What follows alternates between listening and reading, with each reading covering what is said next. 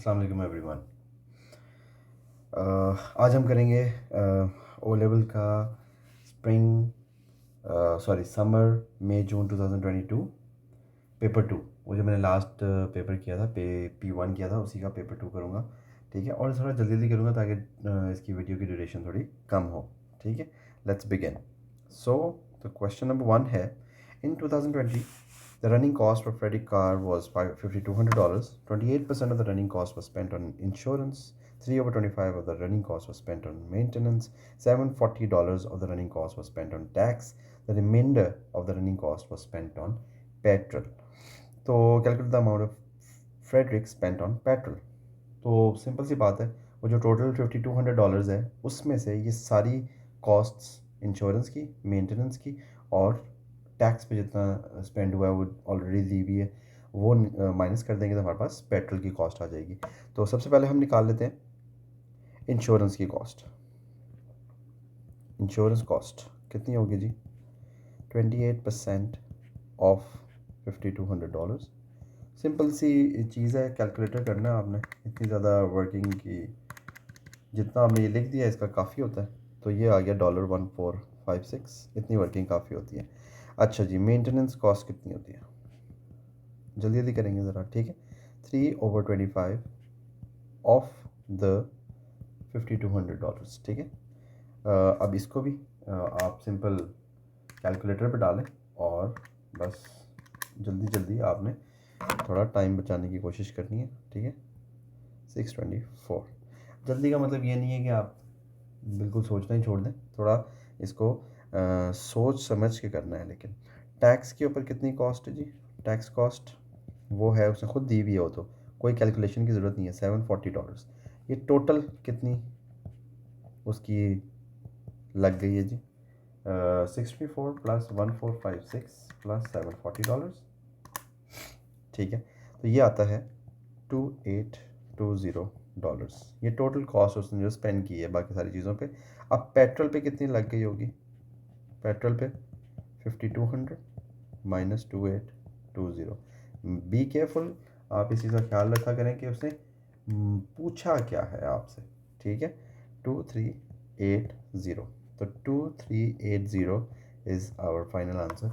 ये ज़रूर देख लिया करें कि उसने पूछा क्या है। इसका कुछ बच्चे होते हैं वो सिर्फ यहाँ तक क्वेश्चन करके छोड़ देते हैं, जो कि हमारा रिक्वायर्ड आंसर नहीं है, ठीक है। अगला, इन 2021 the tax increased by 1.5%, calculate the tax in 2021। पिछला उसने जो दिया हुआ 2020 है, टैक्स इंक्रीज़ हुआ है। अब टैक्स जो था वो 740 था, तो अब कितना आएगा 2020 में? फॉर्मूला एक सिंपल है, ठीक है, ये वाला फॉर्मूला भी याद रखें। New value over old value, ठीक है। New percentage over old percentage, ठीक है। न्यू वैल्यू हमें फाइंड आउट करनी है, एक्स है। पुरानी वैल्यू क्या थी 2020 की? 740 थी। न्यू परसेंटेज क्या होगी? वो होगी 101.5% और ओल्ड परसेंटेज 100%, ठीक है। अब आप यहाँ से एक्स की वैल्यू निकाल लें, 101.5 टाइम्स 740 ओवर 100, ठीक है। तो एक्स की वैल्यू आ जाएगी, कैलकुलेटर कर लेता हूँ मैं।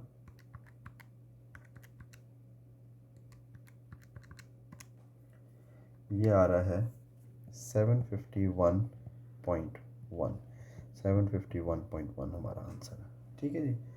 चलते हैं अगले क्वेश्चन की तरफ। In January the cost of petrol is 2.20 per litre, find the cost of 38.7 litres of petrol, ठीक है।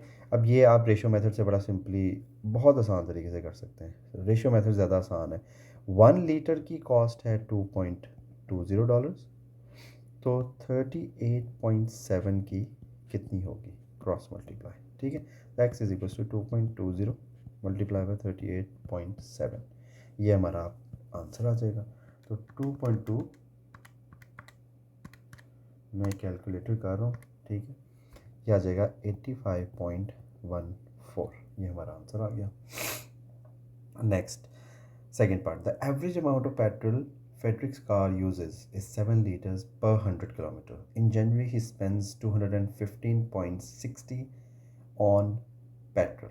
Calculate the calculate the number of kilometres he drives in January. ठीक है, तो हम पहले तो अब देखिए उसने एक तो ये चीज़ दे दी है कि 7 लीटर्स के अंदर वो 100 किलोमीटर्स चलता है। ये किलोमीटर्स हैं, ये लीटर्स हैं, ठीक है। और दूसरी जगह पे उसने जो दिया हुआ है वो स्पेंड कर रहा है $215.6। ठीक है, अब आप ये देखें कि पहले तो आपको ये देखना पड़ेगा कि उसने कितने लीटर्स ऑफ पेट्रोल यूज़ किया है। तो अगर $215.6 वो यूज़ कर रहा है पेट्रोल के लिए, तो इसका मतलब है उसने कितने लीटर्स ऑफ पेट्रोल यूज़ किया होगा। तो मैं 1 लीटर की प्राइस से उसको डिवाइड कर देता हूँ। ठीक है, 215.6 डिवाइड बाई 2.2, ये आ रहा है 98। इसका मतलब है 98 लीटर्स ऑफ पेट्रोल उसने यूज़ किया है। तो यहाँ 98 लीटर्स, और हमें उसका डिस्टेंस निकालना है, बस इसको मल्टीप्लाई कर दें 7x 9800। तो ये x की वैल्यू आएगी 9800/7, कितने 9800 divide by 7, 1400 is our answer. ठीक है जी, उसने किया क्या है बेसिकली, हमने पहले ये निकाला है कि उसने 215.66 डॉलर्स के में कितना लीटर पेट्रोल यूज़ किया है। इसलिए मैंने 215.6 को डिवाइड बाई 2.20 किया है, क्योंकि 2.20 1 लीटर की प्राइस है। जब 1 लीटर की प्राइस से आप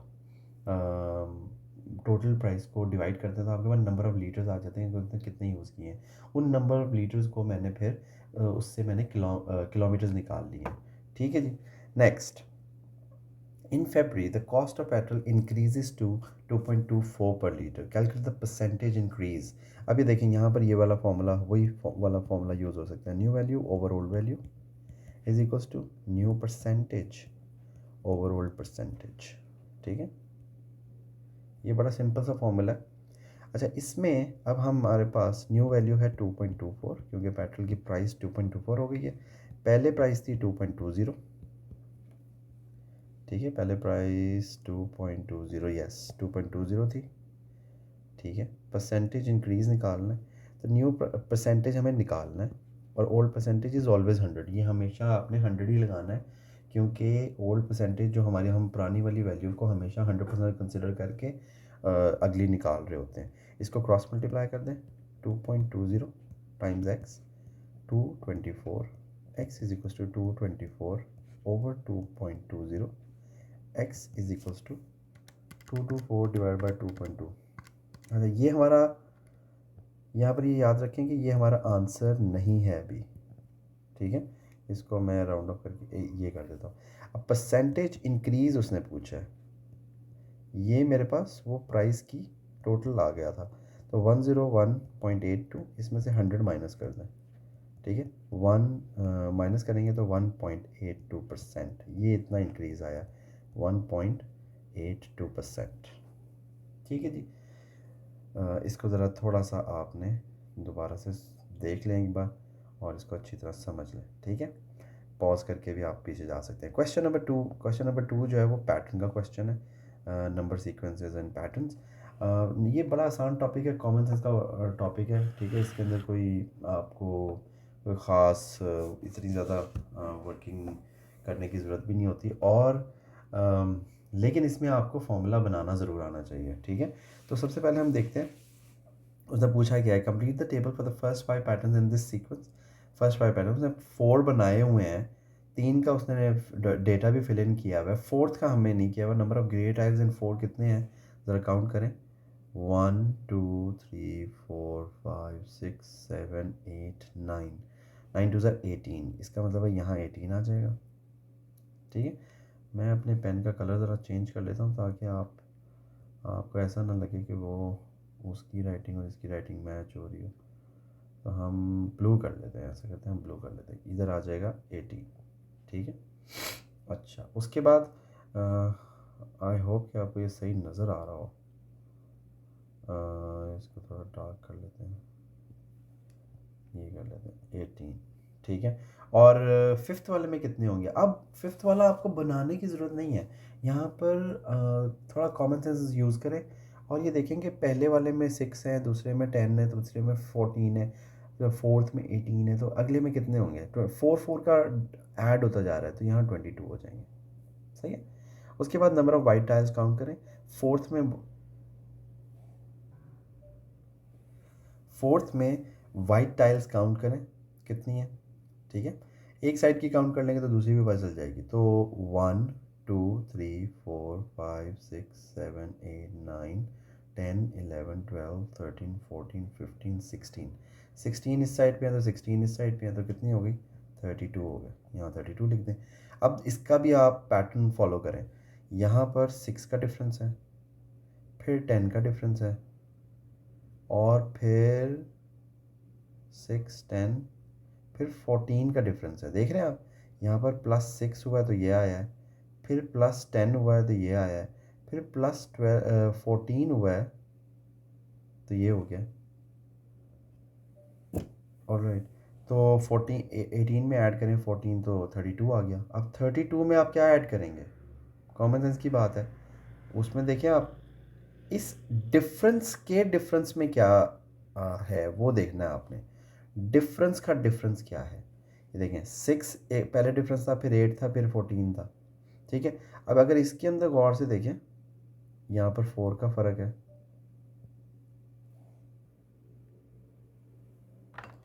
ऑलराइट, तो 14 में इसमें भी 4 का डिफरेंस है, तो अगले वाले में भी डेफिनेटली कितना फ़र्क होना चाहिए। कॉमन सेंस की बात है।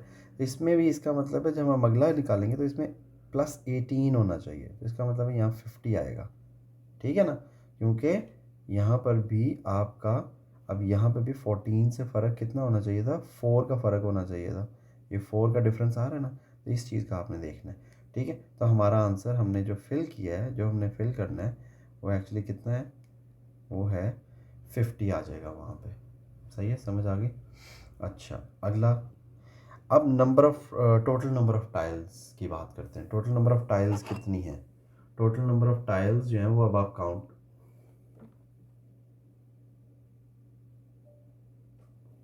अब हमने total number of tiles count करनी है। टोटल नंबर ऑफ़ टाइल्स देख लें। फर्स्ट पैटर्न के अंदर आप देखें तो 8 है। मतलब सिंपल सी बात है कि इन दोनों को ऐड करना है। जाहिर सी बात है, वो नज़र ही आ रहा है कि ग्रे को और वाइट टाइल्स को ऐड करेंगे तो वो टोटल आ जाएगा।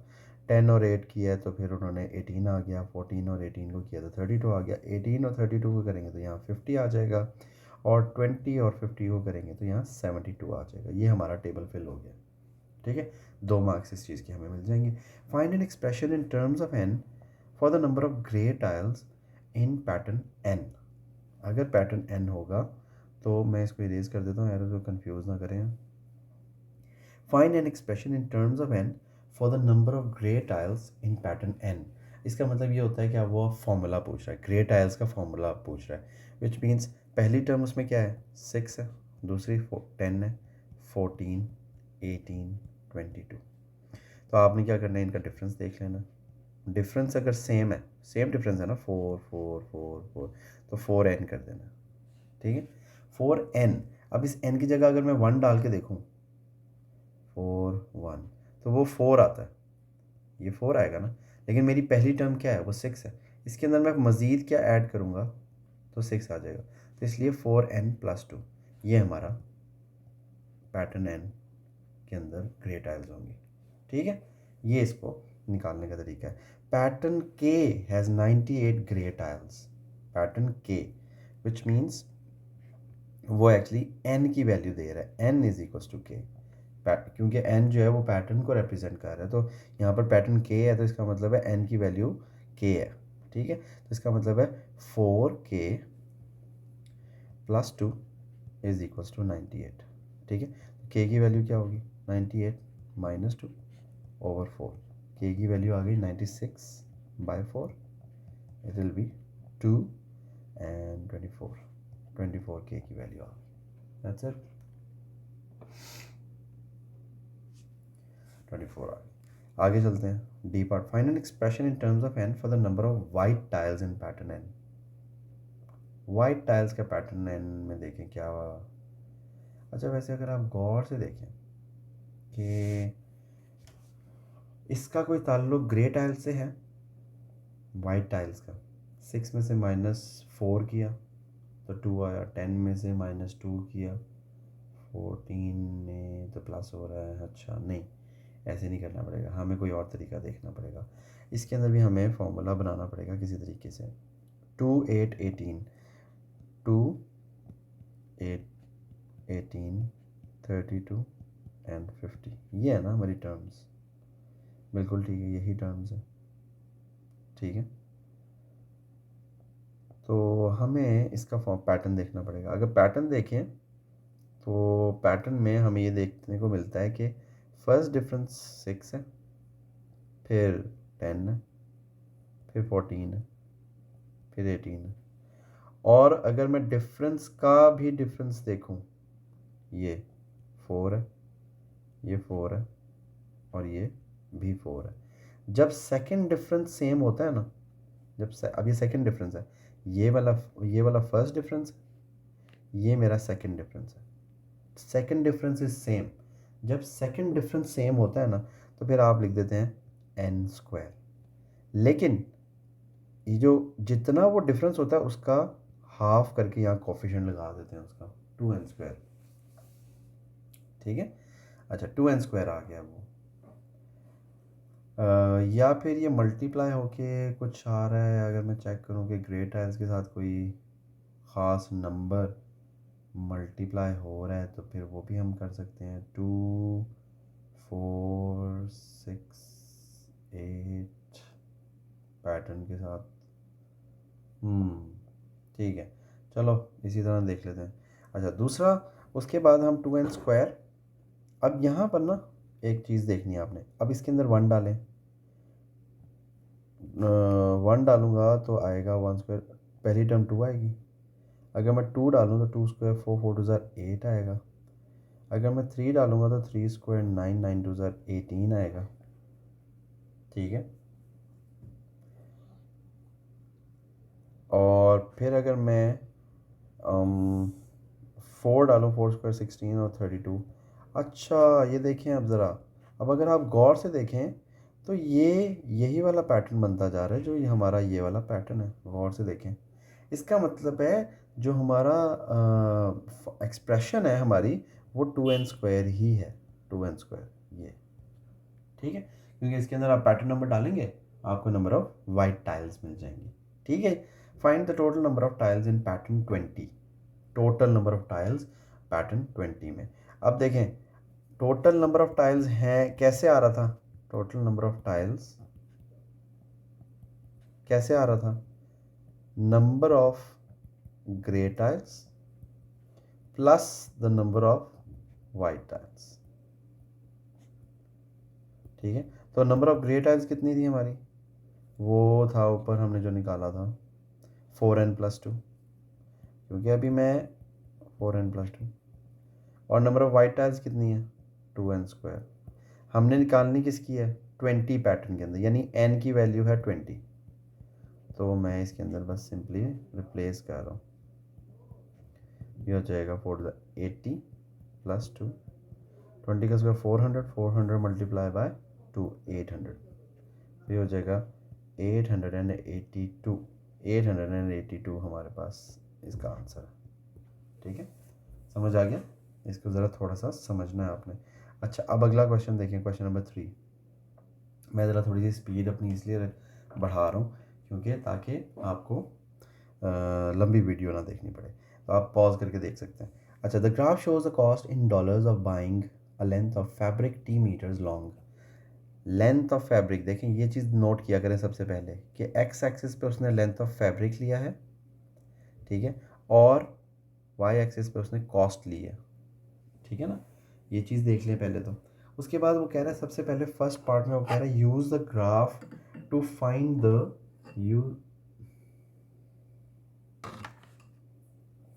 use the graph to find the cost of buying 3.8 metre of fabric, use the graph to find. इसका मतलब है वो हमें ये कहना चाह रहा है कि, अच्छा क्वेश्चन नंबर 3 में use the graph to find the cost of buying 3.8 metres of fabric, ठीक है।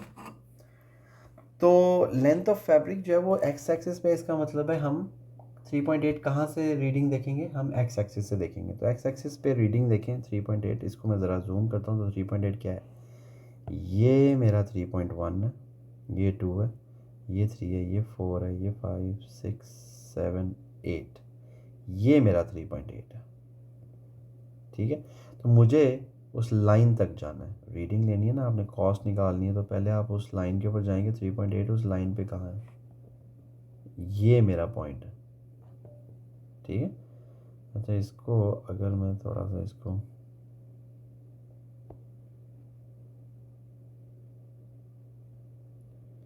अगर मैं इस लाइन को सिलेक्ट पकड़ पाऊँ, नहीं पकड़ पा रहा, चलें खैर कोई बात नहीं, हमें पॉइंट तो मिल ही गया।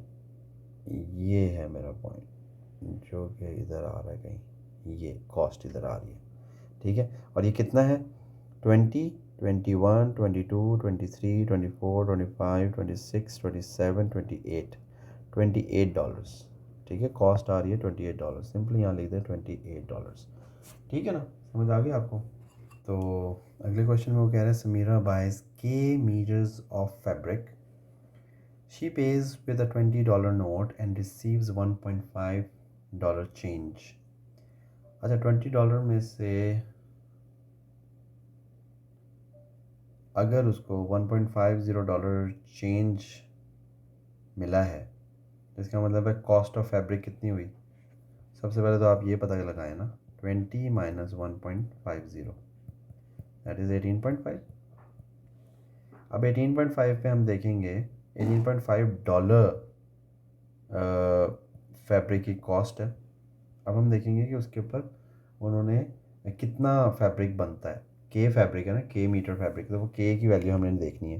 18.5 कहाँ होगा, यहाँ पर होगा 10 और 20 के बीच में कहीं, यहाँ ये 18 है और ये 19 है। इससे भी ज़रा थोड़ा सा आपने इसके बीच में रहना है, तो मैं बीच से ऐसे एक लाइन लगाऊंगा और ये मेरा पॉइंट बनता है, ठीक है। और आप नीचे आ जाए, यहाँ से हमने के फैब्रिक लेंथ ऑफ फैब्रिक देखने ना,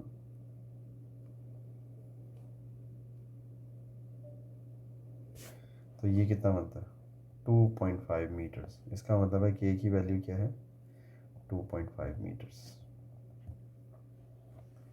ठीक है। Next is Anita cuts 10 metre of fabric into 3 lengths to make a blouse, a skirt and a dress. The lengths of fabric needed to make the blouse, the skirt and the dress are in the ratio 6:8:11. Find the length of the fabric that is cut to make the dress.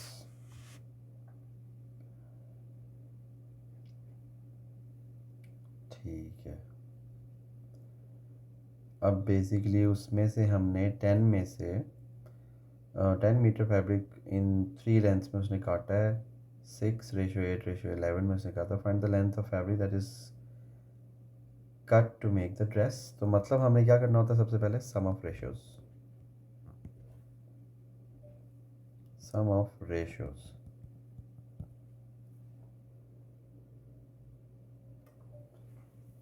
Some of ratios करेंगे तो क्या आएगा, 6 + 8 + 11। अब dress की ratio क्या है, dress की ratio है 11, ठीक है ना, ये आ जाता है 11 से 14 25, ठीक है। तो हमें ड्रेस की रेशियो निकाल, अब ड्रेस का हमें अगर लेंथ निकालनी है, length of fabric, length of fabric अगर निकालना है तो length of fabric will be 11 over 25 multiply by 10, 5 2s are 5 5s are 11 2s are 22 over 5, which is 4.4 meter, 4.4 meter is your answer, ठीक है जी। आगे आ जाए। The upper bound for the area of rectangular piece of fabric is 8.2 8125 meters square. The width of the piece of fabric is 2.3 meters. Correct to the nearest 0.1. ठीक है. The length of the piece of fabric is d meters. Correct to the nearest 0.1. Find the value of d.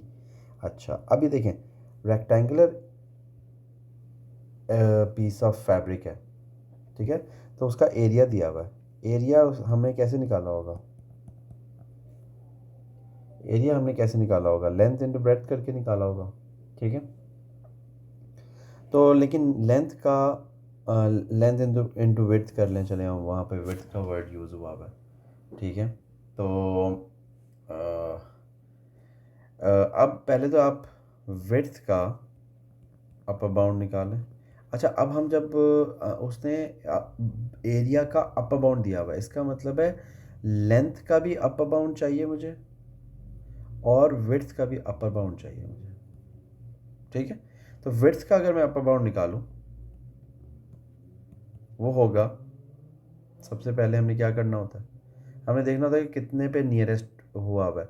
0.1 पे हुआ हुआ है, उसको divide by 2 कर दें, वो आएगा 0.05. और जितनी वो है उसके अंदर डिवाइड ऐड कर दें, अपर बाउंड के लिए ऐड करते हैं ना, तो ये हो जाएगा 2.35, ठीक है. 2.35 हो जाएगा. 2.35 मीटर्स ये विड्थ का अपर बाउंड है. और अगर मैंने लेंथ का निकालना है अपर बाउंड, तो d मीटर्स है और करेक्ट टू नियरेस्ट 0.1 है, तो 0.1 वही डिवाइड बाई 2 करेंगे तो यही वाला आएगा, ठीक है. d प्लस 0.05 आ जाएगा, ठीक है. अब एरिया के लिए फॉर्मूला क्या होता है? Length multiply by width. तो हमने लेंथ का भी अपर बाउंड लेना है जो कि है d प्लस 0.05 और विड्थ का भी अपर बाउंड लेना है जो कि है 2.35. हम निकाल चुके हैं. और एरिया उसने ऑलरेडी हमें दिया हुआ, दैट इज़ 8.8125 मीटर स्क्वायर, ठीक है. तो इसको आप सॉल्व कर लें तो आपके पास d की वैल्यू आ जाएगी 2.35 d प्लस, ये जब इससे मल्टीप्लाई होगा 2.35 मल्टीप्लाई बाई 0.05, तो ये आ जाएगा हमारे पास 0.1175. ये उसे जाके माइनस होगा 8.8125 0.1175 इज इक्वल टू. अब ये सारी चीज़ें आप ये सारा ख़ुद कैलकुलेटर पे करके उसका आंसर ना सिर्फ निकाल दिया करें, थोड़ी सी वर्किंग शो किया करें, ठीक है. तो ये आ जाएगा 8.695. तो कर तो आप सारा कुछ कैलकुलेटर पे ही रहे हैं ना, तो आप उसको शो तो करें, लिख के तो बताएं कि आप कर क्या रहे हैं. ये आ जाएगा 3.7. तो यहाँ पर आ गया हमारा 3.7 मीटर्स. दैट्स इट, ठीक. Next, a cuboid has dimensions x centimeter by x centimeter by 10 centimetre. तो अगर मैं क्यूबॉइड कोई बना लूँ तो वो कुछ इस तरह का बनेगा, राइट. ऐसा कुछ क्यूबॉइड मेरा बन जाएगा. ये x है, ये भी x है और ये 10 है. ऐसे रफली मैंने बना लिया, ठीक है. वॉल्यूम उसने दिया हुआ है, तो वॉल्यूम होता है L into width into height. 62.5 is equal to x square. चलो यहाँ पे हम शो कर देते हैं पहले ऐसे करके. तो x square is equal to 62.5 divided by 10. तो ये आ जाएगा x square is equal to 6.25. तो x is equal to square root of 6.25, वो आएगा 2.5. ऐसे ही 6.25 का स्क्वायर रूट जो वो होता है 2.5, तो मैंने यहाँ 2.5 लिख दिया, ठीक है. Next B part. ये बी पार्ट है. बी पार्ट में देखें, a piece of card A O B is a sector of a circle centre O with angle 84 and radius 15 centimetre. Show that the arc length of the sector is 7 pi. Arc length निकालने का formula क्या होता है? Arc length का formula होता है 84 over 360 multiply by two pi r क्या है हमारे पास 15, ठीक है। तो इसको आप सिंप्लीफाई कर लें, ये कितना आ जाएगा, ये हो जाएगा 84/360 मल्टीप्लाई बाय 30 पाई। अगर आप इसको सिंप्लीफाई करेंगे तो ये 0 0 कट गया, 3 1 सा 3 12 सा 12 1 सा 12 7 सा 7 पाई। ये देखें ये आंसर आ गया। कैलकुलेटर की भी ज़रूरत नहीं है, सारी जल्दी जल्दी कटिंग हो सकती है। O A is joint to O B to form the curved surface of a cone. Calculate the radius of the cone. अब देखें, ये जो सेक्टर होता है ना ऐसे, इसकी हम जब कौन बनाएंगे ना ऐसे करके, वो यही कह रहे हैं, जब ये कौन बनाते हैं तो ये वाली जो साइड होती है ना, ये आर्क लेंथ, ये जो आर्क होती है, ये बेसिकली यहाँ पर सरकमफ्रेंस बन जाता है, सरकमफ्रेंस बन जाता है, ठीक है।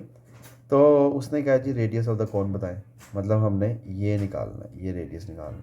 तो यहाँ आर्क लेंथ जो मैंने निकाला है 7 पाई पहले पार्ट में, वो मैं यहाँ सरकमफ्रेंस के इक्वल रख सकता हूँ 2 पाई आर, ठीक है। पाई तो हमने रेडियस की वैल्यू निकालनी है, तो मतलब 7 पाई ओवर 2 पाई, ये पाई पाई कट गया, आर इज इक्वल टू 3.5, ये मेरे पास 3.5 सेंटीमीटर आंसर आ गया, ठीक है। चल आगे, find the height of the cone, height निकालनी है अब हमने। हाँ अब ये ज़रा देखें, एक चीज़ यहाँ पर बहुत कॉन्सेप्चुअल है, आपने इस चीज़ को समझना है। इसी तरह जब मैं ये समझा रहा था कि ये आर्क जो है ये सरकमफ्रेंस बन जाता है, इसी तरह यहाँ जो रेडियस होता है ना, ये वाला, ये 15 था ना, ये रेडियस 15 जो है ये एक्चुअली उस कोन की स्लांट हाइट बन जाती है, ठीक है। इसका मतलब है ये जो कोन है जिसका रेडियस हमने 3.5 निकाला है और स्लांट हाइट 15 है, अब तो कोई मसला ही नहीं है हाइट निकालने में, पाइथागोरस लगा सकते हैं, ठीक है। पाइथागोरस लगाएंगे तो 15 square is equals to 8 square plus 3.5 square, 225 is equal to 8 square, 3.5 का होल स्क्वायर इज 12.25, कंफर्म कर लेते हैं, 12.25, 8 square is equal to 225 minus 12.25, h is equal to square root of 225 minus answer वो आता है 212.75, उसका स्क्वायर रूट निकालेंगे, वो आ जाएगा 14.6 सेंटीमीटर। ये हमारे पास उसकी आ गई है हाइट। उसके बाद C part, an empty barrel in the shape of a cylinder has radius 20 centimetre and 80 centimetre. देखिए मुझे तो ये शेप्स की समझ ही तब आती जब मैं अपने सामने ये डायग्राम बना लेता हूँ, तो इसलिए आप भी कोशिश यह किया करें उसके बगैर ना करें आप, ठीक है। तो हाइट इज़ 80, रेडियस इज़ 20, ये 20, ठीक है। और उसने कहा है the barrel is filled with water at a rate of 5500 centimetre cube per minute, ठीक है। तो वो कह रहा है empty barrel in the shape of cylinder has radius दे, calculate the time taken to completely fill the barrel, ठीक है। तो हम पहले तो इसको पूरे कंप्लीटली बैरल की हम वॉल्यूम निकालेंगे। वॉल्यूम क्या होगी, वॉल्यूम ऑफ सिलेंडर है ना, तो pi r square h, pi r क्या है, आर है जी 20 स्क्वायर और एच इज़ 80, तो इसको हम निकाल लेते हैं, ठीक है। 80 टाइम्स 20 टाइम्स 20 ये होता है 32,000 पाई, ये सेंटीमीटर क्यूब है, ठीक है। अब देखिए ये उसने हमें कहा है कि calculate the time taken to completely fill the barrel, तो टाइम अगर आपने निकालना है ना, टाइम टेकन, तो आपने उसकी टोटल वॉल्यूम को 1 मिनट में जितना फिल हो रहा है उसके साथ डिवाइड करना है। तो मैंने डिवाइड कर दिया, मैं लिखूँगा 32,000 पाई डिवाइड बाई 5500, ये आ जाता है 18.278 मिनट्स आएंगे ये, ठीक है, क्योंकि पर मिनट था, सही है, क्योंकि पर मिनट है इस वजह से मिनट्स आएंगे। अच्छा, अब एक चीज़ और उसने कहा है, give your answer in minutes and second correct to the nearest second. आपके कैलकुलेटर के अंदर एक बटन होता है, ये वाला, ये देखें, ये वाला बटन जिसमें एक कॉमर्स नज़र आ रहे हैं, ये आपने सिर्फ इसको प्रेस करना है, वो आपके इस टाइम को कन्वर्ट कर देगा कुछ ऐसे। ये देखें, कैलकुलेटर पे ये लिखा नज़र आ रहा होगा, ऐसे लिखा नज़र आ रहा होगा, ठीक है। अब उसने क्या कहा था, उसने कहा ये है, ऐसे कुछ लिखा हुआ है ना, तो इसका मतलब ये है कि ये जो ना, ये 18, अब वो पूरा मिनट था ना, तो ये इसका मतलब है ये मिनट्स हैं और ये सेकंड्स हैं, और ये वाले, ये जो ये वाले हैं ना, ये माइक्रो सेकंड्स हैं, ठीक है। तो ये उसने कहा था नियरेस्ट सेकंड पे देना है, तो ये 18 तो मिनट्स कंप्लीट है, वो 42 है, तो इसका मतलब ये 17 सेकंड्स पे राउंड ऑफ हो जाएगा।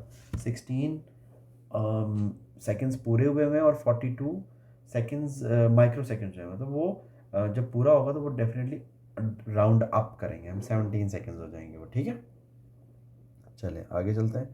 उसके बाद question number 5, complete the table of values for y is equal to x cube minus 4x+3।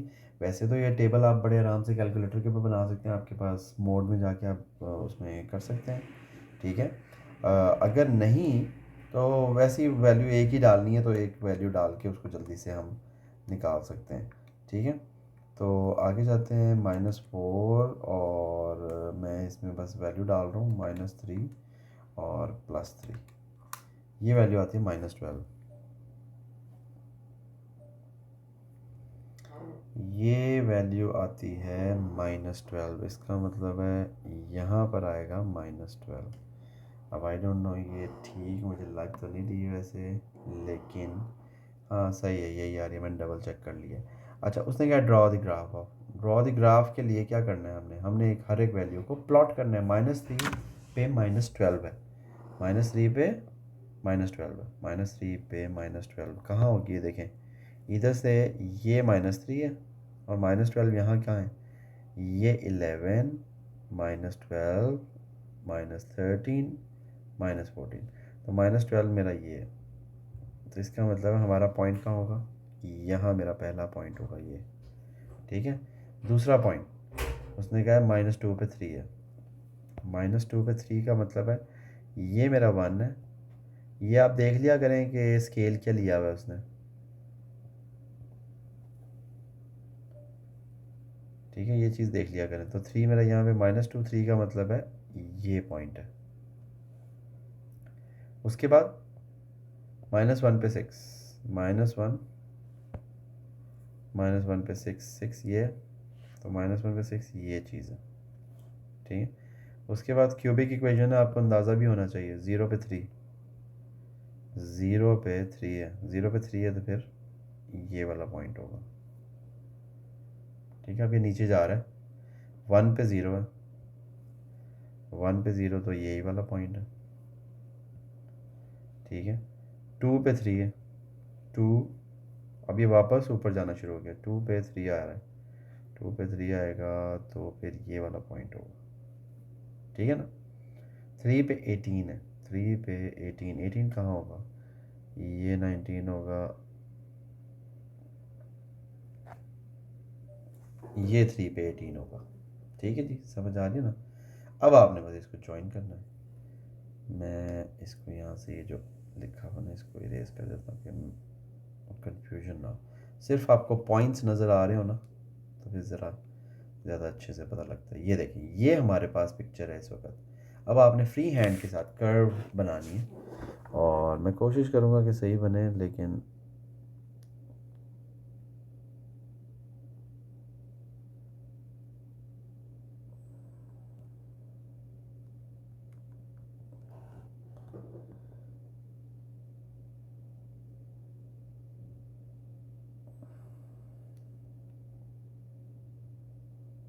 यहाँ से थोड़ा सा इरेज करना पड़ेगा।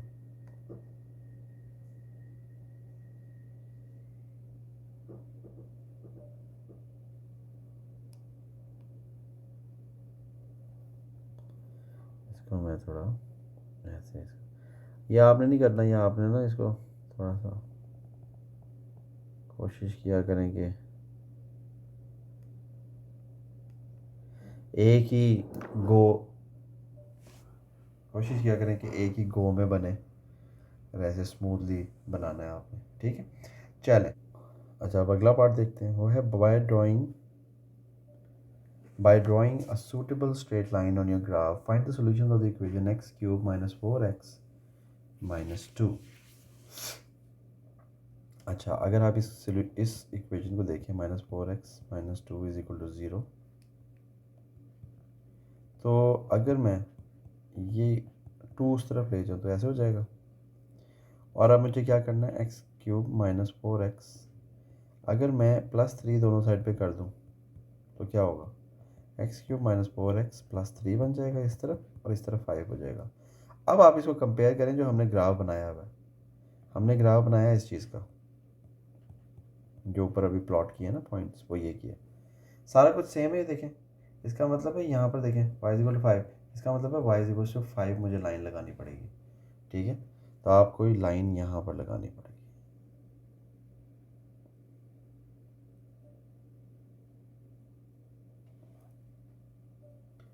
ठीक है। ये अगर इन केस आपको नज़र नहीं आ रही ना लाइन, तो आपका ये वाली लाइन मैं हाईलाइट कर देता हूँ।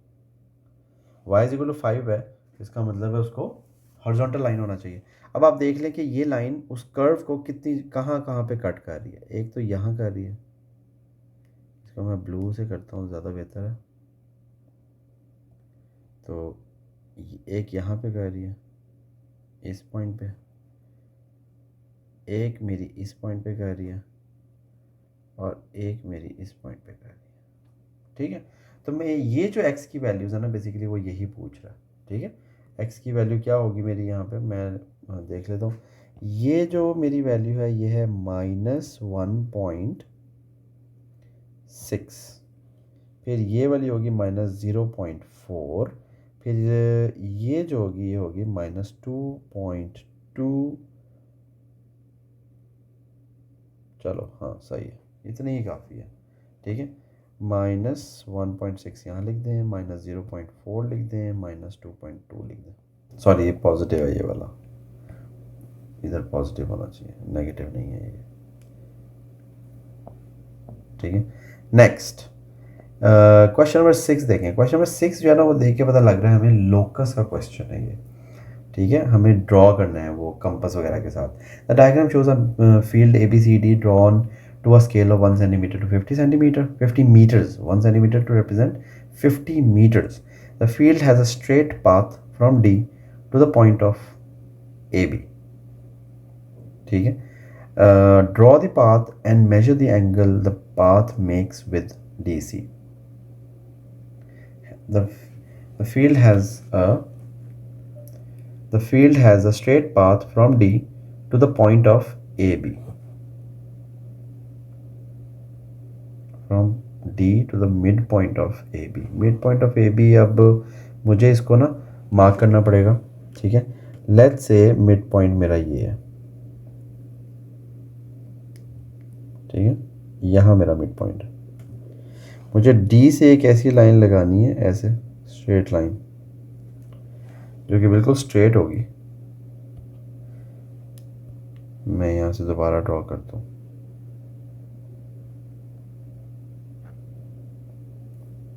ये मेरी स्ट्रेट लाइन होनी चाहिए।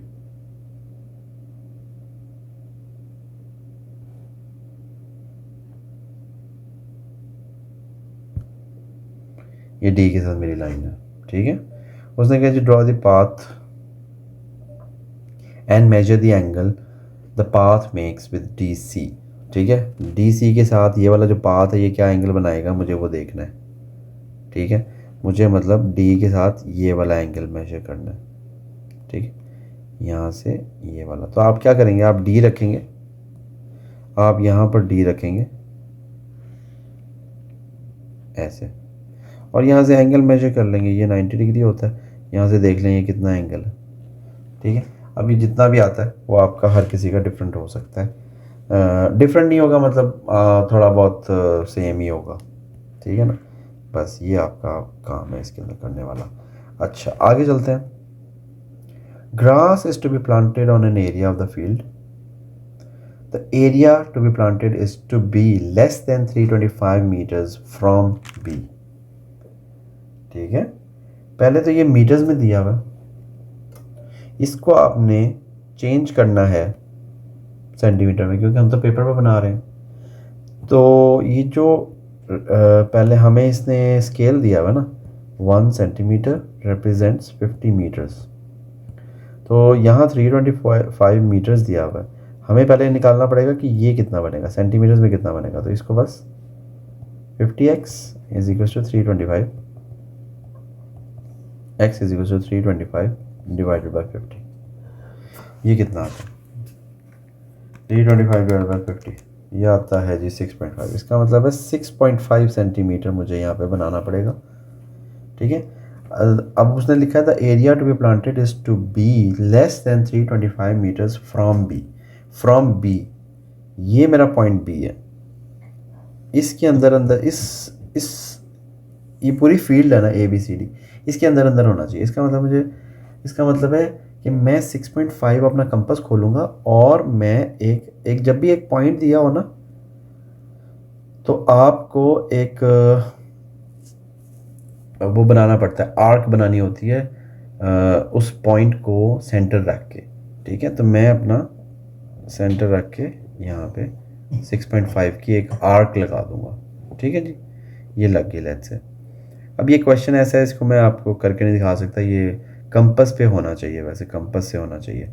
Nearer to CB than CD, nearer to CB than to CD, CB line की बात हो रही है, ये वाली लाइन है, ठीक है, और CD की बात हो रही है ये। जब भी दो लाइन से इक्विडिस्टेंट रखने की बात हो या नियरर टू CB कहा है उसने, तो हम एक एंगल बाइसेक्टर बनाते हैं, ठीक है, एंगल बाइसेक्टर बनाते हैं हम। तो एंगल बाइसेक्टर जो होता है ना, वो कैसे बनाते हैं, कंपास रखते हैं आप C पे सॉरी, क्योंकि CB और CD के अंदर C ही उसका कॉमन वर्टेक्स है। तो हमने C के ऊपर कंपास रखा, एक आर्क इधर लगाएंगे, एक आर्क इधर लगाएंगे, फिर इन आर्क्स के जो यहाँ पॉइंट ऑफ इंटरसेक्शन है इन लाइंस के साथ, उधर आर्क रख के एक इधर आर्क लगाएंगे और एक इधर आर्क लगाएंगे, तो ये कुछ ऐसे एंगल बाइसेक्टर बन जाएगा। इसको कहते हैं एंगल बाइसेक्टर। ये लंबी लाइन आपने बना देनी है, ठीक है, ये हो गया। उसके बाद वो क्या कह रहा है, उसके बाद वो कह रहा है can only be on one side of the path, can only be on one side of the path, less than 325, only be on one side of the path. अब हो सकता है कि ये आर्क हमने ऐसे गलत लगा दियो, ये हो सकता है आर्क ना कुछ ऐसे बन रहा, क्योंकि ये जो सिचुएशन लग रही है मुझे यही है। अच्छा आगे चलते हैं। Find the actual length of the part of the path that forms a boundary for the grass, actual length of the part of the path that forms a boundary for the grass. अच्छा अब हमारी ये पहली line इतनी सही नहीं बनी, इसलिए इसको छोड़ दें आप, क्वेश्चन 7 पे आ जाए। Next is Yasir travels to work either by car, bus, train और बाइक, फाइंड P। तो ये प्रोबेबिलिटीज़ हैं, ठीक है। इन सब का सम कितना होना चाहिए, प्रोबेबिलिटीज़ का सम हमेशा 1 होता है, तो इन सब को करके 1 आना चाहिए, और सारा उधर ले जाएं तो 1 से माइनस हो जाएगा, और माइनस क्या करेंगे आप, इन सबको ऐड ही कर लें, 0.12 प्लस 0.4 प्लस 0.26, ये आ जाएगा 0.78। 1 में से जब माइनस करेंगे तो ये आ जाएगा 0.22, तो 0.22 यहाँ आ गया, ठीक है। Find the probability that on Monday and Tuesday he travels to work by train on one day and by bus on the other day. अब ये एक ऐसे ट्री डायग्राम बनना चाहिए, ठीक है। Find the probability that on Monday and Tuesday he travels to work by train on one day and by bus on the other day. अब उसने ये नहीं स्पेसिफाई किया कि मंडे को क्या करना है और ट्यूसडे को क्या करना है, इसलिए हमारे पास दोनों चॉइसेस हैं। तो बाय ट्रेन जा रहा है, तो लेट्स से ये मंडे है, ठीक है। मंडे को जाएगा वो ट्रेन से जाने की प्रोबेबिलिटी है 0.26, और फिर हम आगे वो ट्यूसडे को जा रहा है, ये ट्रेन बाय ट्रेन जा रहा है ये, ठीक है।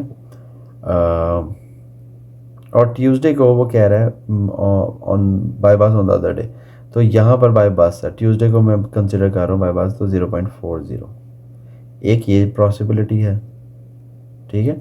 दूसरी पॉसिबिलिटी ये है कि अगर वो, ठीक है, एक ये पॉसिबिलिटी है। दूसरी पॉसिबिलिटी ये है कि यहाँ पे वो बस पे जाए और यहाँ पे वो ट्रेन पे जाए, ये भी पॉसिबिलिटी है। तो ये दो पाथ्स हो सकते हैं। तो हमने क्या करना है, इन दोनों को मल्टीप्लाई करना है। 0.26 मल्टीप्लाई बाय 0.4 वो है 0.104, 0.104 होगा ये भी। इन दोनों को ऐड कर दें, 0.208, 0.208 इज द आंसर, ठीक है। क्वेश्चन नंबर 7, क्वेश्चन नंबर 7 का third part, find the probability that he travels to work by bus at least once on Wednesday और थर्सडे। हम ऐसा करते हैं, हम इसका ना एक ट्री डायग्राम बना लेते हैं। लेट्स से ये वेडनेसडे है, वेडनेसडे को ही गोज बाय बस, डज नॉट गो बाय बस, ठीक है। अब इसकी बस की प्रोबेबिलिटी 0.4 है, तो इसकी होगी 0.6। उसके आगे थर्सडे, बस नॉट बस, मतलब वो बस से जाएगा या नहीं जाएगा, दो ही ऑप्शन हैं। और थर्सडे को फिर बस से जाएगा या नॉट बस। इसका मतलब है यहाँ पर बस की प्रोबेबिलिटी फिर दोबारा से 0.4 है और यहाँ पर होगी 0.6। यहाँ पर 0.4 है, यहाँ पे होगी 0.6। अब उसने कहा एटलीस्ट वंस ऑन वेडनेसडे और थर्सडे। एटलीस्ट का मतलब है कम से कम एक बार, ज़्यादा से ज़्यादा जितना मर्जी हो सकता है, ठीक है। मतलब यहाँ पर वो दोनों ही दिन बस से जा रहा है, वेडनेसडे को भी थर्सडे को, तो ये वाला ऑप्शन हमने लेना है, मतलब 0.4 टाइम्स 0.4।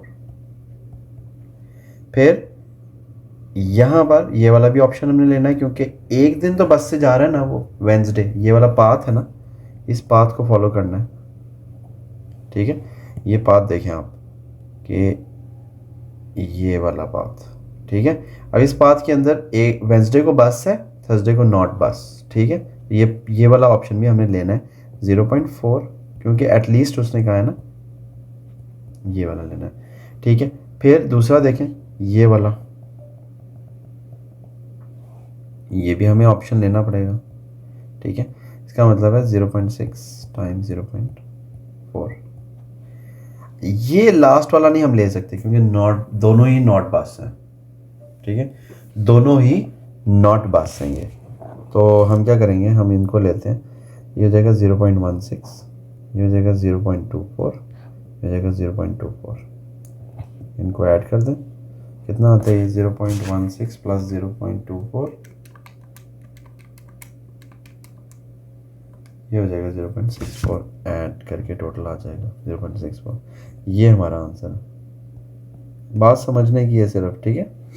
0.64। अगला B part, Yasir records the length of time he spends at work on each of 70 work days. The table shows the results. Complete the histogram to represent the data. Histogram में आप देख रहे हैं कि Y axis के ऊपर frequency density है, ठीक है। फ्रीक्वेंसी डेंसिटी को हमने, फ्रीक्वेंसी डेंसिटी होती क्या, फ्रीक्वेंसी डेंसिटी का फॉर्मूला आपको आना चाहिए, फ्रीक्वेंसी ओवर क्लास विड्थ, ठीक है। तो फ्रीक्वेंसी अगर मैंने, जैसे ये वाला है, यहाँ पर 4 डिवाइडेड बाय 2, तो वो कितना आता है, 2 आता है, तो उसने 2 का बार बनाया हुआ है, देखा, ठीक है। यहाँ पर 6 डिवाइड बाय 1, तो 6 का बनाया हुआ है।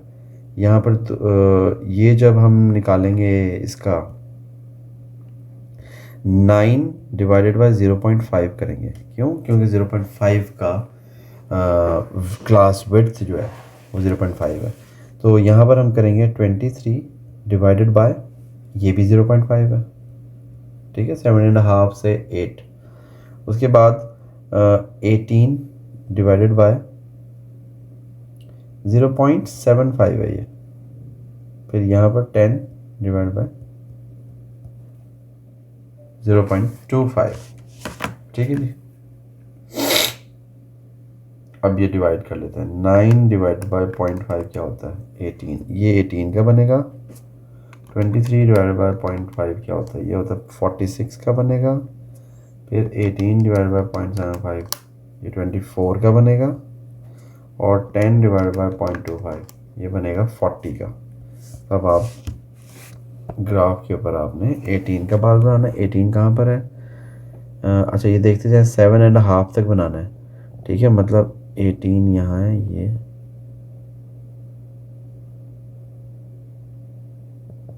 ये मेरा बार बन जाएगा, ठीक है। फिर 46, 18 का बना लिया ना हमने, फिर 46 तक बनाना है। 46 कहाँ है, 46 मेरा यहाँ पर होगा,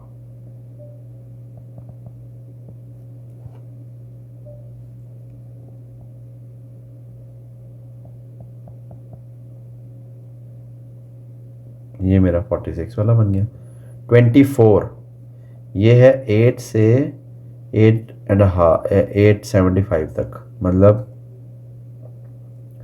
तकरीबन कोई यहाँ तक, यहाँ तक। और ये कितना होगा, 24, यहाँ जाना है मैंने, यहाँ और इधर तक होगा, ठीक है। उसके बाद 40, और वो कहाँ तक है, 10 तक है। 40 यहाँ से आपने ऊपर जाना है ऐसे, और स्केल होगा आपके पास, तो आपने ज़रा अच्छे तरीके से, साफ सुथरे तरीके से बनाना है ये, ठीक है ना।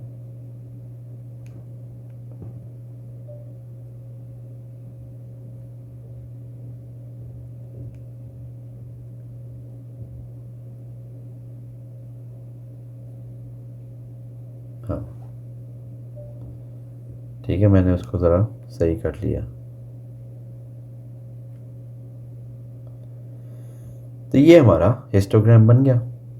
सेकेंड पार्ट में, Yasir starts work each day at 9 AM, he is paid overtime if he works later than 5:15 PM, ठीक है। Estimate the number of days he is paid overtime during these 70 work days, ठीक है। अगर उसने 5:15 से ज़्यादा देर काम किया, तो ये है नंबर ऑफ वर्किंग आवर्स हमें देखने पड़ेंगे। ये length of time he spends at work, अच्छा ठीक है, लेंथ ऑफ, तो 6 to 7 आवर्स, ठीक है, 7 to 7.5 आवर्स, 9 से 5:15 PM, ये कितने घंटे बनते हैं, 9 से 5:15 PM। पहले तो हमें ये देखना पड़ेगा कितने घंटे बनते हैं ये बनते हैं 8 hours and 15 minutes, ठीक है। 8 hour 15 मिनट से ज़्यादा का टाइम हमें देखना है। इसका मतलब है 8 hour 15 मिनट्स का ज़्यादा से ज़्यादा का टाइम हमारा जो है वो यहाँ से बनता है,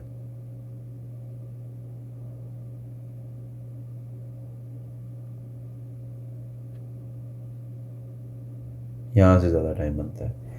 तो बेसिकली ये तो 10 लोग पूरे हैं, ठीक है, ये तो 10 लोग पूरे हैं जो कि उसके, और अगर हम 18 को 3 पार्ट्स में डिवाइड कर देना, 8 to 8:15, फिर बल्कि 0 to 15 मिनट्स, 15 to 30 मिनट्स और 30 to 45 मिनट्स, क्योंकि तब तक ही है ना ये। इसके अंदर भी 6 हैं, इसके अंदर भी 6 हैं और इसके अंदर भी 6 हैं, तभी तो 18 बने ना, 6 + 6 + 6। तो इसका मतलब है ये जो बाद वाले हमने देखने हैं वो 6 + 6 ये वाले लेने हैं 12। इसका मतलब है टोटल हो गए 9 टू वो जो दूसरे आखिरी वाले 10 हैं, 6 + 6 + 10 ये हो जाएगा 22। तो 22 है वो नंबर ऑफ डेज जिसमें उसने ओवर टाइम किया। Apple cost $X per kilogram, oranges cost $Y per kilogram. The total cost of 5 kg of apple and 10 kg of oranges is $40. Show that as well. ठीक है, तो 5x plus 10y is equals to 40.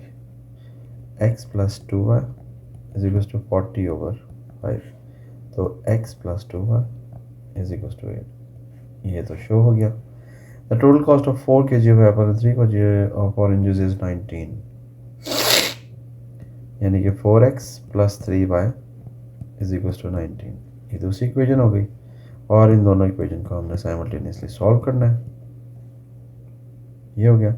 अब मैं क्या करूँगा, मैं इसको मैं 4 के साथ मल्टीप्लाई कर रहा हूँ, -4 के साथ, तो ये हो जाएगा, ये रहेगा यही वाली इक्वेशन, ये हो जाएगा -4x -8 है 8y तो -32, ये कट गया,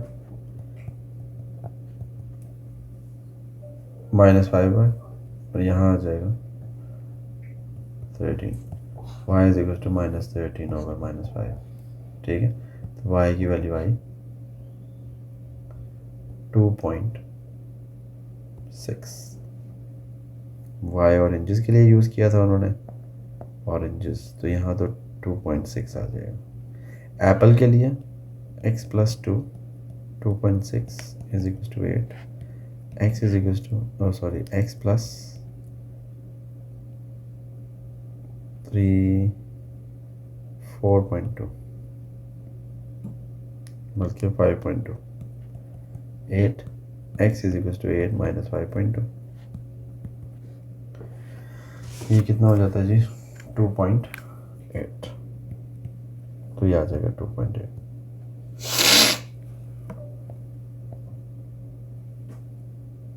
जी नेक्स्ट क्वेश्चन है इनइक्वालिटी का, इसको आप ना ब्रेक कर लें इस तरह से,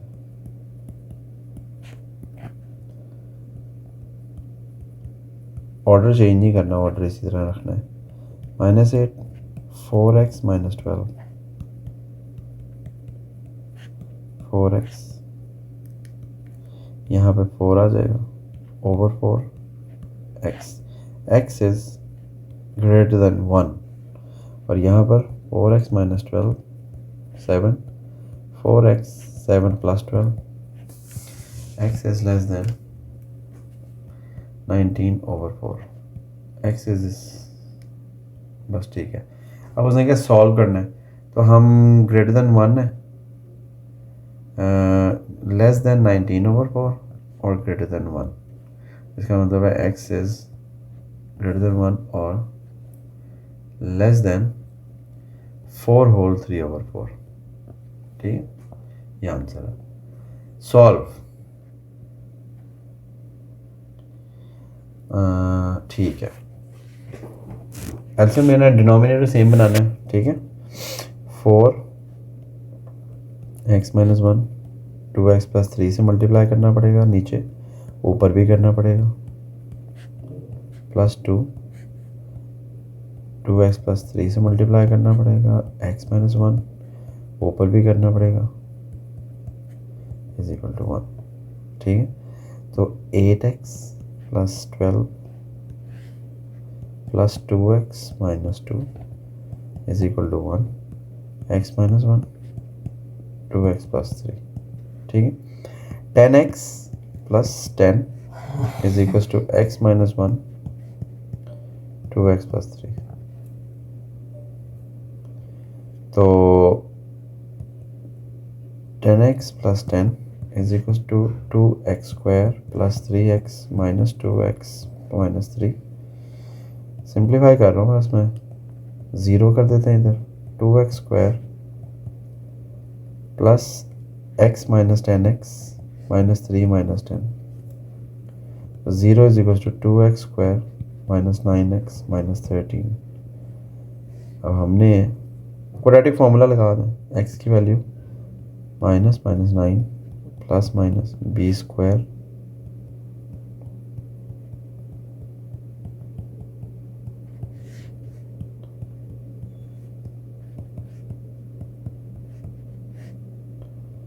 वन 13 टाइम्स 8 104। थोड़ा सा स्टेप शो कर दिया करें, थोड़े से स्टेप्स, ठीक है। बाकी आप कैलकुलेटर पे देखिए, उसने आपसे कहा हुआ है कि उसमें दें 2 डेसिमल प्लेसेस आंसर दें, तो इतना कोई इशू नहीं है।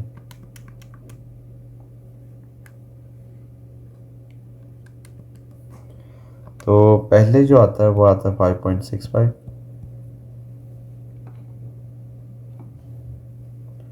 और अगर मैं माइनस के साथ करूं तो क्या आता है,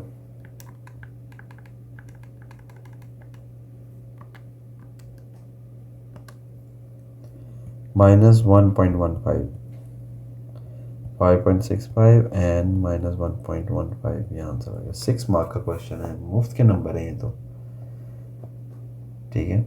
question number 9, diagram shows the positions of 3 towns A, B, C. B is on a bearing of 72 from A. From A, A पे ऑलरेडी वो बना हुआ है, इसका मतलब है ये वाला एंगल 72 है। C is on a bearing of 150, इसका मतलब है ये एंगल 150 है। इसका मतलब है ये एंगल कितना हुआ, माइनस कर देंगे 150 माइनस 72, राइट, ये हो गया 78। और उसने कहा है find the bearing of A from C। A from C, अच्छा A फ्रॉम C का मतलब ये है कि आपको यहाँ पर नॉर्थ बनाना पड़ेगा, ठीक है। अब ये एंगल और वो वाला, ये इंटीरियर एंगल्स बन गए हैं, तो 180 माइनस 150, ये क्या होता है 30। अच्छा, जब हम बेयरिंग लिखते हैं तो हम 030 लिखते हैं,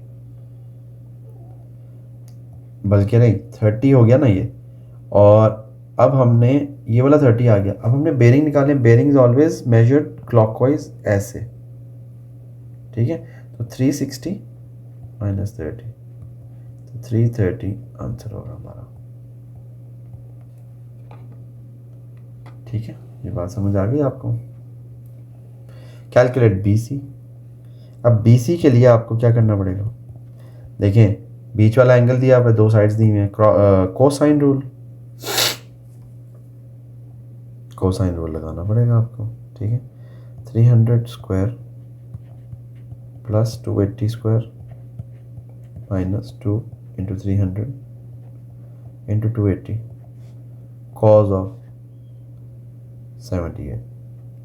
ये इसलिए मैंने 78 पहले ही निकाल लिया था, मुझे पता था ज़रूरत पड़ेगी ये।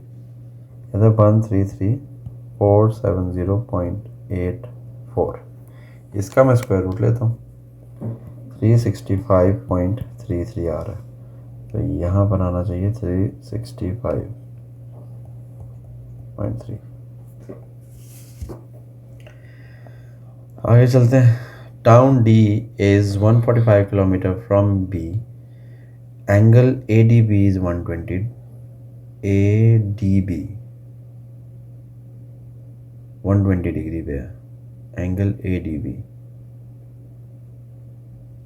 Find the two possible bearings of D from A. You may add lines to this sketch to help you. All right, ये थोड़ा चैलेंजिंग क्वेश्चन आया है एक।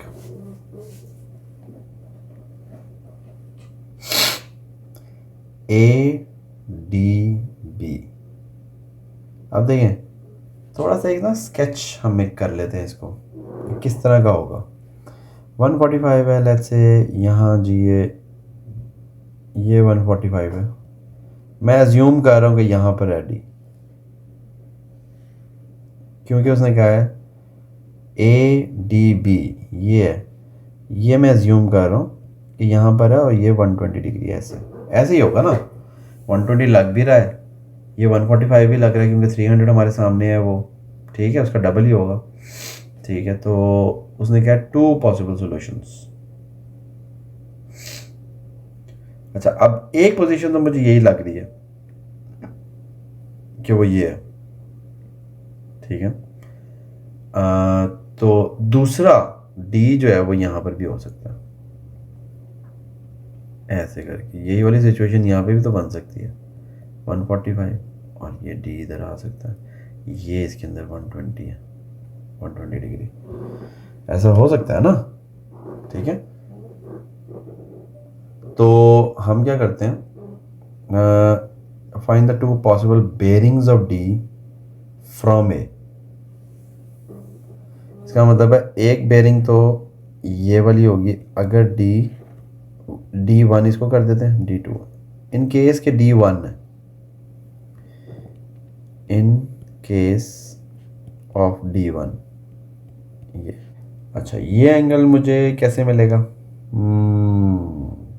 साइन रूल लगा सकते हैं, सही है। तो sign of DAB over D1 है ना, ये D1AB over 145 is equal to sine of 120 over 300। तो साइन ऑफ DAB कितना आता है जी, हम इसको बस जल्दी से कर लेते हैं। 145 साइन ऑफ 120 डिवाइड बाई 300, ये आता है 0.41857। तो DAB एंगल कितना आएगा,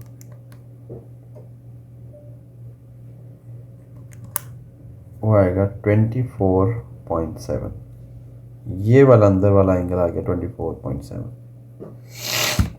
अब अगर मैं यहाँ पे भी इधर भी निकालूँ ना, तो ये भी एंगल 24.7 ही आएगा। ये मेरे पास 2 एंगल्स तो आ गए, इतनी मैंने वर्किंग कर ली है। ऑल राइट, तो इसका मतलब ये है। अच्छा, ये अगर हम पिछले पार्ट में देखें तो ये वाली बेयरिंग उसने दी भी है, ये 72 है, 72। तो 72 में से जब मैं ये 24.7 माइनस करूँगा ना, तो मुझे बेयरिंग ऑफ D1 मिल जाएगा, और वो आएगा 47.25। तो basically the bearing of D1 is equal to 047.5, 47.525 ने 3 है, ये आंसर है 047। अच्छा, इन केस D2 है। अच्छा, फिर तो बहुत आसान है, फिर तो ये बहुत आसान है, फिर तो 72 वहाँ तक है, तो 72 में ऐड कर देना है बेयरिंग ऑफ D2, 72 प्लस 24.7, तो वो आ जाएगा 72 प्लस 24.7 96.7। इसका भी बेयरिंग मैंने 0 लगाना है लाजमी, ठीक है। तो ये 2 ऑप्शन है, 047.3 और 096.7, ये 2 ऑप्शंस। चलें अगला क्वेश्चन, क्वेश्चन नंबर 10, ये ट्रांसफॉर्मेशन है। The diagram shows triangles A, B and C। Describe fully the single transformation that maps A onto C। A onto C आप देख रहे हैं, ये पूरा का पूरा एक ट्राइंगल है, ये वाला A। तो ये ट्राइंगल, इस ट्राइंगल, ये पूरा ऐसे ड्रैग हो गया, देखो ये वाला ट्राइंगल ऐसे पूरा ऐसे ड्रैग हो गया, कोई उसने ना रोटेट किया ना कुछ किया। तो ये हमें देख के पता चल जाता है, ठीक है, कि ये ट्रांसलेशन है, सबसे पहली चीज़ ये। और ट्रांसलेशन वेक्टर क्या है, आप ये देख रहे हैं कि ये 1 2 3 4 यूनिट्स लेफ्ट गया, फिर 1 2 3 और 3 यूनिट्स ऊपर गया। इसका मतलब है -4 and 3 कॉलम वेक्टर, ये ट्रांसलेशन वेक्टर है। सॉरी, ट्रांसलेशन वेक्टर लिखना चाहिए वैसे। ये क्या हो रहा है भाई,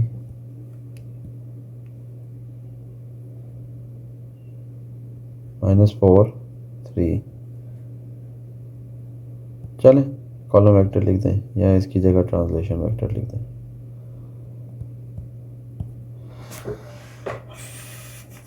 okay, next, find the matrix representing the transformation that maps triangle A onto C.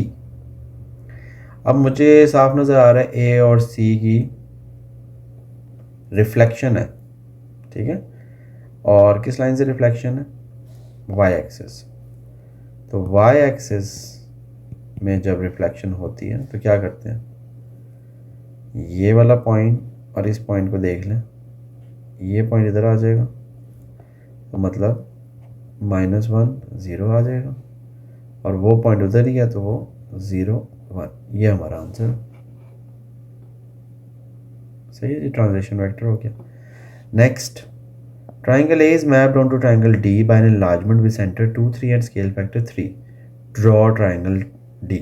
2 3 centre है, 2 3 ये है, और A को हमने D के ऊपर इनलार्ज करना, स्केल फैक्टर 3 है, विच मीन्स हर एक लाइन 3 टाइम्स बढ़ जाएगी। मतलब ये जो डिस्टेंस एक है ये हो जाएगा 1 2 3, ठीक है, ये यहाँ आ जाएगा। फिर ये ऐसे है, 2 बॉक्सेस का डायगोनल है, तो 1 2 2 3, ये यहाँ आ जाएगा पॉइंट, ठीक है। इसी तरह ये 1 2 3, ये पॉइंट यहाँ आ जाएगा। तो हमारी जो तीनों लाइंस हैं, अब तीनों पॉइंट्स मिल गए हैं, तो हमारा जो ट्रायंगल बनेगा वो कुछ इस तरीके का बनना चाहिए। ये मेरा डी है, ट्रायंगल 3 टाइम्स ज़्यादा होना चाहिए ना, ठीक है। -1 0 -1 -3 और 5 -3 उसके कोऑर्डिनेट्स हैं, बना दिया। The P is the point 3 -3 and Q is the point 1 5. Calculate the length of PQ. PQ simple सा फॉर्मूला लगाना है,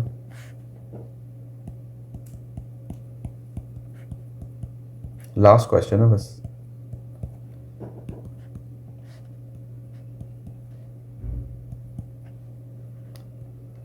So 8 का square 64, square root of 68 which is 8.25, तो 8.25 आ जाता है हमारा यहाँ पे यूनिट्स।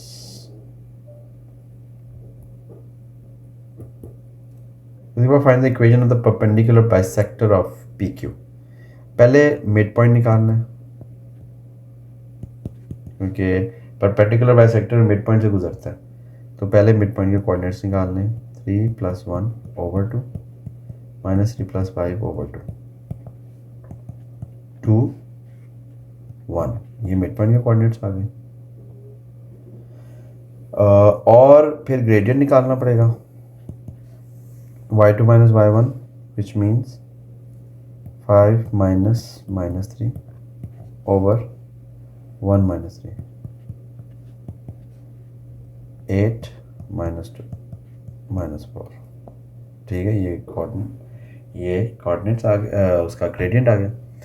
तो इक्वेशन, अच्छा ये परपेंडिकुलर, ये पी क्यू का ग्रेडियंट है, तो उसका जो परपेंडिकुलर बाइसेक्टर होगा उसका ग्रेडियंट होगा एम डैश, हम निकाल लेते हैं, -1/-4 विच इज 1/4। अब हम इक्वेशन निकालते हैं, y minus y1 which is 1 is equals to 1/4, x minus x1 which is 2, 4y minus 4 is equals to x minus 2, 4y is equals to x minus 2 plus 4, 4y is equals to x plus 2, 4y is equals to x plus 2. That's it. This is your answer and this was the last question. अगर कोई चीज़ समझ नहीं आई है, just do let me know in the comment section. Inshallah I'll try to answer all of it. Thank you so much.